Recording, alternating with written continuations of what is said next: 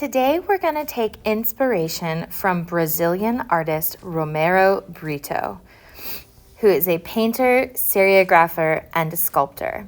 He combines elements of cubism, pop art, and graffiti into his work and is known for using vibrant colors, bold pattern, and a visual expression of hope, dreams, and happiness. For our Britto-inspired flower, we are going to start in the very middle of our paper with a small, kind of medium small circle. It doesn't have to be perfect. It can be a little lumpy and bumpy if you want. Then we're going to use some rainbow shapes for our petals. I'm going to start one rainbow that goes almost up to the edge of my paper on top of that circle. Then I'm going to add kind of an upside down rainbow or a big letter U to the bottom. Now I just need to fill in the sides. I want 2 additional petals on each side, so I'm going to start in the middle of that space so that I divide that space as evenly as possible when adding those 2 petals to each side. Now I end up with a flower that has petals that are kind of all different shapes and sizes, and that's okay. It's my flower. What we want to do, though, is remember that we're using inspiration from Romero Britto, and his shapes are pretty simple. They're not super detailed or twisty, wild and crazy. They're simple shapes because we're going to be adding interest with our colors and our patterns. So I am using my thick marker just to thicken up those lines, make them a little bit more dark and bold so that they stand out, because this flower is really the star of the show. Next, we're going to bring in this idea of cubism. Cubism is an art movement that really focused on sort of the geometric shapes of things, breaking down paintings and drawings and focusing on how they look in 2 dimensions. It's not about making a flower that looks realistic or 3-dimensional, but instead kind of playing with the different pieces. And the way that Britto does that is he takes his artwork and chops it up, kind of like a puzzle, drawing lines over and through the main subjects of his painting. So we're going to use about 5 lines, no more than 5. You could even do 4. I decided to add this wavy line in the at the last minute to just add some variety to my super straight line. So 4 or 5 lines to divide up and chop up your picture. That's really just going to emphasize that this is a drawing. We're not trying to create a super realistic flower. We are making a fun, lively, bright, and bold drawing of our flower inspired by Cubism and Romero Britto's style.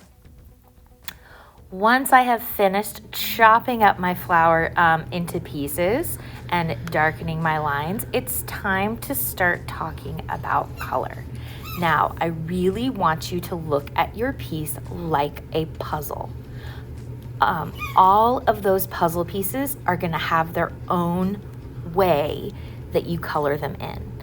Now, that might be with a solid color, like I'm filling in this puzzle piece blue, or it might be with a pattern.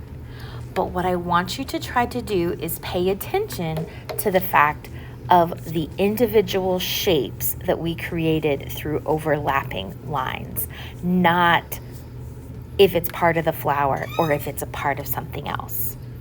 Now, I'm showing you these 2 different markers because I'm showing you ways of creating patterns without having to draw the detailed patterns and then color around them.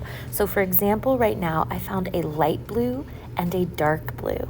And I'm going to fill in this puzzle piece light blue, and then I'm going to switch to my dark blue to add the pattern on top.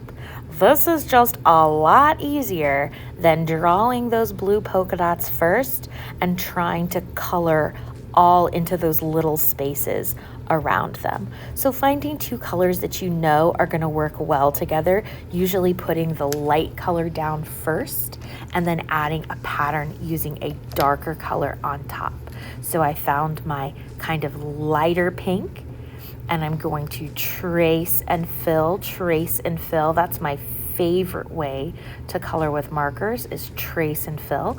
I'm also leaning that marker on its edge to use that wide edge of the cone tip as I slowly fill in that petal instead of scribbling.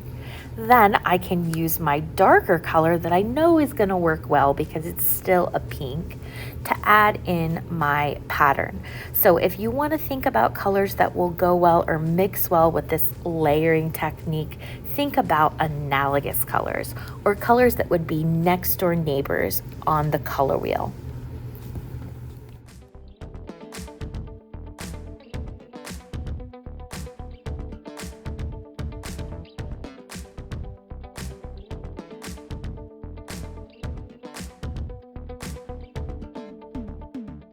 Now that I've got all of my colors and colorful patterns into place, I'm going to do one last thing inspired by Britto. He definitely adds some line designs or textural designs using black as the very last detail. So I might go into some of those puzzle pieces to add some black patterns or black textures.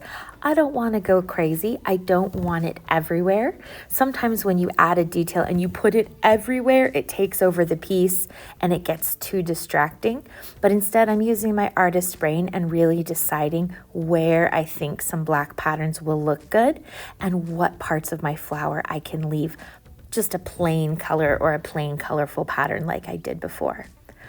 All right, guys, happy creating. Remember to use your markers with control and snap those caps.